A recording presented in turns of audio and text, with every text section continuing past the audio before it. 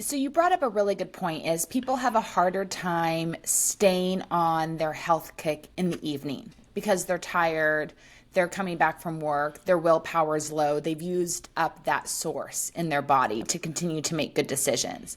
So how can someone prepare themselves for when they get home at the end of the day so they're still choosing a meal that makes them feel good and nourishes them and fills them up when they're exhausted, and that if they need something a little extra, a sweet treat, how do you make sure that you have the right options in the fridge? Yeah. So first of all, sweet treats are amazing. They're not the enemy. Enjoy them, add them, plan on them, do the things, right?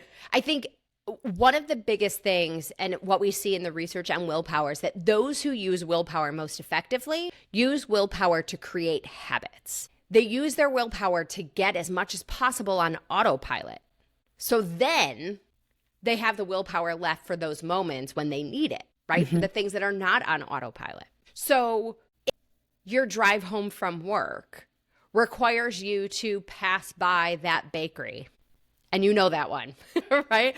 If your drive home from work requires you to pass that bakery, and then every day you have this debate in your head of, am I stopping? Am I not stopping? What if we just drove home a different way, right? So how can we minimize the chatter that's going to, distract us and continue to deplete that willpower? Another piece is to pre-plan. And I say this with a grain of salt because I am also that person who, like, if I meal prep, it'll be the things that I don't feel like eating and then it'll all go bad. So I get it, right? But to the extent that we can, plan what that dinner is, make that the easiest option, and then leave it open. Let me have that first and then see how I feel. Right? And understanding, okay, wait, that like raw vegan cookie is calling my name because I'm actually hungry, because I need protein, because my body needs nutrients.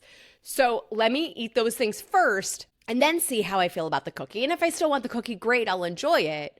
But let me start with the other things because that craving I can decipher as I need these nutrients. You brought up a really good point, and this is why I think meal prepping is so important, is because when you do walk into your house and you're starving, I like there to be something that I can take 3 bites of that can hold me over till I take a moment to put my stuff down when I walk in the door, put away what needs to be put away, take a minute to decide what I really want to have for dinner. But you need the few bites. And so having some protein that's already prepared in the fridge is going to help you a little bit more than just grabbing a carrot or something else that's in there. Absolutely. And by the way, that also translates to the rest of the day. So fueling well throughout the day, making sure, especially if there's going to be a long span of time between lunch and dinner, then we plan on that snack. A lot of times that ravenous, I'm going to eat everything, including the table, right, is a function of low blood sugar, typically needing protein. So if we plan a snack that gives us some protein, fiber, quality fat, then it's going to help us through that. And all of a sudden, dinner is not climbing Mount Everest naked and barefoot.